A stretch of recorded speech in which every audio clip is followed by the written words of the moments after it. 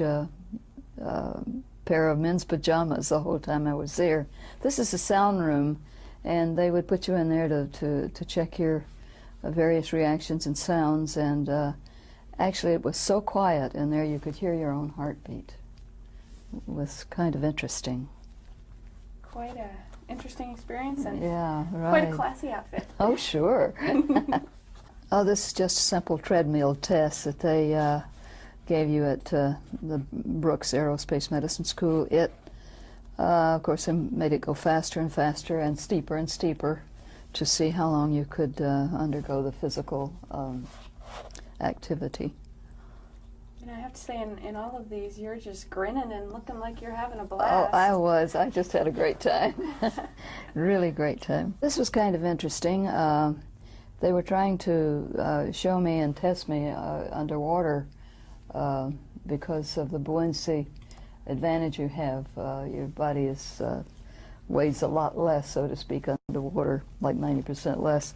And this is Scott Carpenter and Alan Shepard helping me adjust the mask.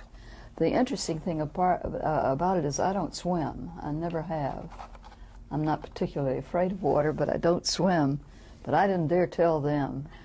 And we all went underwater, and they were very nice to hang around and help me when I wanted a little help. And I don't think they ever knew I couldn't swim.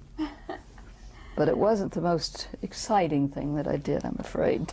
That's interesting. I was going to ask you, with all your everything else you've done, from cars to planes to boats to skydiving, I was about to ask if you've done much scuba diving, but... Well, I've done a little, but I didn't particularly like it. I skied in the ski shows at Cypress Gardens a lot, but when I'd fall, I'd just come up and hang on to a ski until somebody came to get me.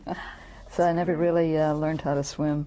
You do all these boating adventures and boat jumping and water skiing, and didn't need to swim. No, well, really, I really didn't. I'm not afraid of water. I just didn't. I don't like it in my ears, my eyes.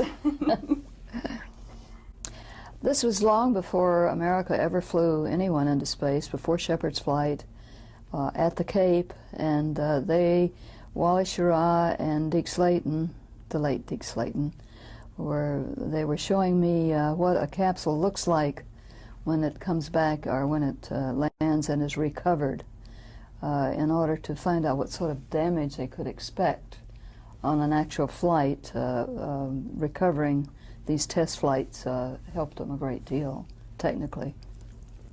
Now I have to ask, you worked so closely with the 7 during this time frame that you were down there, and did get to see a couple launches. When John Glenn went back up just last year, did you get a chance to see his launch? Yeah, I saw it. I had written John a letter, and I think it probably went in the fan box, as everything usually does. I also wrote Eileen, and I'm sure it went in the fan circular file also. But